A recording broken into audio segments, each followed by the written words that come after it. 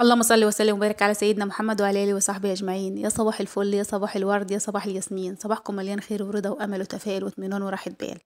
اكلتنا النهارده اقتصاديه جدا وبسيطه جدا، وكمان مش مكلفه خالص. يعني حاجات بسيطه كده، بتكات بسيطه تعملي احلى اكل واحلى سفره ممكن تشوفها في حياتك.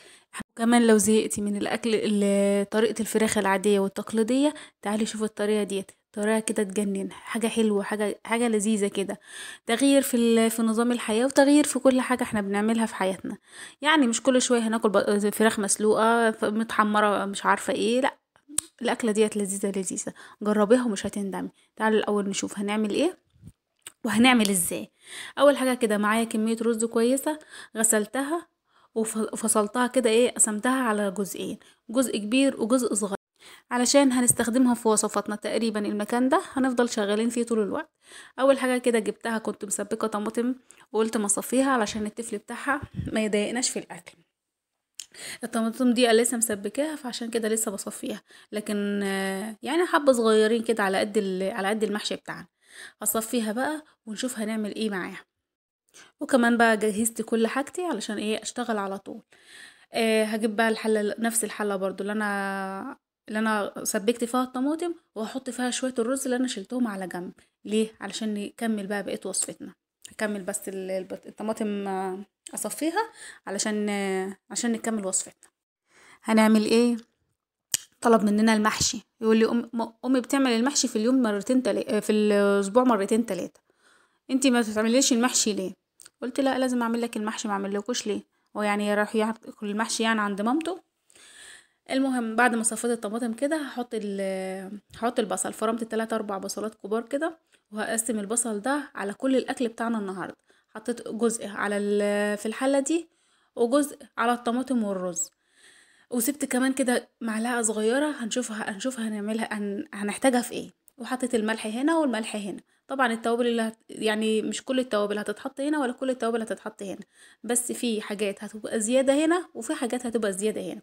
يعني انا حطيت في المحشي، خلطة المحشي، كمون وفلفل اسود وملح. الناحية التانية برضو في الحلة حطيت فلفل اسود وملح فقط. مع خلطة المحشي حطيت بابريكا، وكزبرة.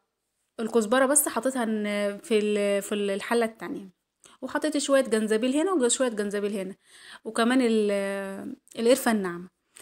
طبعا بس كترت القرفة الناعمة بقى هنا في الحلة دي. كده التوابل بتاعت الحلة دي خلصت، وكمان التوابل بتاعت التانية خلصت. بس ليها شوية تكات صغننين كده، هنشوف هنعملهم ازاي. هنا بقى قلبتهم كده في بعض، وحطيت نص كوباية مية بس، يا دوبك يا دوبك، حاجة بسيطة كده. هحط الحلة دي بقى على البوتاجاز لحد ما تشرب المية اللي فيها، واسيبها تبرد على جنب. ونشوف هنعمل ايه في اللي قدامنا ده نعناع اخضر، ودي خضرة محشي. الخضرة ديت شبت وبقدونس وكزبرة. همسكهم بقى اقلبهم كلهم في بعض. بس هحط شويه زيت الاول، زي ما حطيت شويه زيت برضو في الحل. هديهم تقليبه كلهم كده مع بعضهم، علشان خلطه المحشي. انت بقى ممكن تعملي ايه علشان يبقى الاكل خفيف معاكي وتاكلي مني ما تشبعيش. كده الاكل كله ني في ني، مفيش حاجه غير الطماطم بس هي اللي مسبكه، وكمان مسبكه من غير ماده دهنيه. يعني حاجه كده خفيفه خالص، تاكلي ما تشبعيش منها. انت بقى ممكن تعملي الاكله ديت في اليوم الفري بتاعك، او ممكن تعمليها في الايام اللي انت عامله فيها رجيم. بس ممكن تستبدلي الرز بالفريك، او يعني على حسب انت حابه تستخدمي ايه. هنركن بس الخلطة المحشي على جنب، ونشوف هنعمل ايه في الاول في الوراك دي. همسكها اخليها بقى، واطلع منها العظم. ليه؟ علشان انا هعمل الحمام الكذاب بطريقه لذيذه جدا. همسك كده العظمايه اللي هي العظميتين ديت ودي، واطلعهم كده بالراحه واخليهم من اللحم كده. بس اهم حاجه ما تفتحيش الورك خالص، يعني ما تفتحيش الورك كله. سيبي الدبوسه ديت ماسكه نفسها كده، وطلعي منها العظمايه بالراحه. يعني زي ما انا عملت كده، هتشوفها دلوقتي عامله ازاي وهي ماسكه نفسها زي ما هي. كل الحكايه ان انا مسكت العظميه وطلعتها. شايفين اهي زي ما هي بالظبط. بشيل كل العظم والورك لسه زي ما هو. طبعا بقى انت بتعملي الكميه، او ممكن تجيبها من عند الفرارجي جاهزه، يعني مخليه جاهزه. بس انا بحب استخدم كل حاجتي بايدي، يعني بيني وبينكم. انا بحب استخدمها، يعني هي بحب ان انا اشتغل بايدي، ما بحبش ان انا اجيب الحاجه جاهزه من بره واشتغل على طول. هعمل بقى الورك التاني كمان، علشان هنتبلهم الاول قبل ما نحشيهم. همسكهم كده اعملهم زي ما انتوا شفتوا كده. وعملت كمان الورك التاني. البصل بقى كان فيه فاضل معايا معلقه بصل، حطيت عليها شويه ملح وشويه فلفل اسود بس. دول اللي انا حطيتهم عليهم ليه؟ علشان عايزه اتبل الفراخ بتاعتي. زي ما قلت لك بقى، انت ممكن تعملي الكميه بتاعت اللي على قد اسرتك، انا عامله 2 على قد اسرتي. هركنهم بقى على جنب لحد ما نحشي المحشي بتاعنا، والرز كمان يستوي ويبرد شويه. زي ما قلت لك بقى، انت حابه تستبدلي الرز بفريك، ممكن يجي معاكي. ممكن يعني مثلا على حسب، لو انت الفريك على فكره مش غالي وكمان حلوه جدا في الدايت. يعني انت ممكن ما تت... يعني يعني احسن من الرز في الدايت، بيشبع وكمان ما فيهوش سعرات حراريه كتير زي الرز. هحشي بقى المحشي كله بتاعي واحطه في الصينيه. طبعا انا هعمل كل الاكل بتاعنا النهارده في الصينيه دي، يعني لا هستخدم حله ولا هستخدم طبق ولا هستخدم اي حاجه خالص. كل اكلتنا هتستوي في الصينيه دي، هتستوي في الفرن وهتستوي في الصينيه يعني حاجه كده سريعه وبسيطه. هحشي بقى المحشي بتاعي كله زي ما انتوا شايفين كده. انا معايا محشي فلفل وبتنجان بتاع ده، فلفل وبتنجان وكوسه، كلهم متقورين ومجهزاهم على قد الحشو على طول.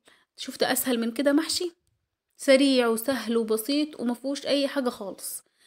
طبعا الفلفل ده حراق، لو حابين ان انتوا تستخدموا فلفل بارد برضو مفيش مشكله، يعني انتوا على حسب انتوا بتحبوا الاكل بتاعكم ازاي. هنا خلصت المحشي وجبت جزرايه وقطعتها 4 ارباع. همسك والرز بتاعي كان بارد. همسك بقى الرز بتاعي كده، احشي الوراك بتاعتي او الحمام الكداب بتاعي، وادخل كده فيه ايه الجزرايه ديت. مدياه تيست عالي جدا، تيست رهيب، يعني مخليه مسكر كده وطعمه تحفه. هحشي بقى المحشي الوراك بتاعتي زي ما انتوا شايفين كده، واحط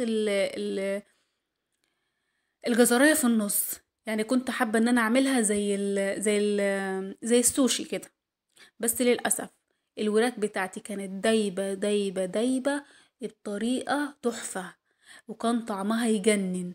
بصي، لدرجة ان احنا سيبنا المحشي خالص واكلنا الحمام الكداب ده والرز اللي تحته. يعني الرز اللي هيفيد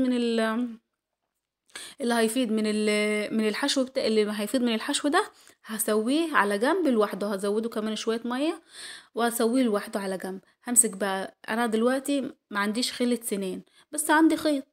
لو عندك خلة سنان ممكن تعملها ايه، تقفلي بيها. لا، انا مسكت الخيط علشان تبقى ماسكه نفسها. هتشوفها دلوقتي بقى وهي ماسكه نفسها ازاي. خلة السنان ممكن تفك منك. انا مسكتها كده، لفيتها بالخيط كلها كلها كده ومسكتها، ظبطتها بحيث ان هي، خلي بالك ان الرز بتاعك مستوي 3 ارباع سوا. الرز مستوي 3 ارباع سوا مع المية اللي بتنزل من يعني انا حشياه وحشياه كويس. مع المية اللي هتنزل من الوراك عليه هتسويه تسوية هايلة، يعني مش هتتعبي فيها خالص. هحشي كمان الورك التاني وربطتهم كده وحطيتهم في الصينيه. هحط بقى في الصينيه بتاعتي ديت ورق لوري وحبهان وقرنفل وقرفه. ليه؟ المنكهات بتاعت المحشي والحمام الكداب. طبعا بقى الحاجات دي كلها هغطيها وادخلها الفرن. بس الاول قبل ما اغطيها هعمل فيها ايه؟ احط فيها، انا كنت بغلي بس ميه على البوتاجاز علشان يسرع معايا عملية السوا. بعد ما حطيت المنكهات كده هحط شوية زيت وكده الاكل بتاعي خلص. هروح جايه بقى مغطياه بورق فويل، او ما عندكش ورق فويل بغطا عادي، او ممكن تحطيه في الفرن كده عادي. هيستوي وهيتحمر في نفس الوقت. بس انا كنت بسرع عملية السوا. دخلته بقى الفرن لحد ما استوى معايا. تعالوا شوفوا بعد ما طلع، شايفين الجمال؟ شايفين الطعامة؟ شايفين اللذاذة؟ حاجة كده تحفة. وطبعا ممكن تستبدلي الرز اللي عملناه في حشوة الحمام الكداب، ممكن تستخدميه بفريك برضو، هيفرق معاكي جدا وهيبقى معاكي حلو خالص. ايه رأيكم في الاكل بتاعنا النهارده؟ الفيديو بتاعنا النهارده خلص. يا رب الفيديو يكون عجبكم. لو الفيديو عجبكم ما تنسوش اللايك والشير والسبسكرايب لمطبخ سمسم. وجربوا الاكل وقولوا لي في التعليقات ايه رأيكم، واشوفكم في فيديو جديد. باي.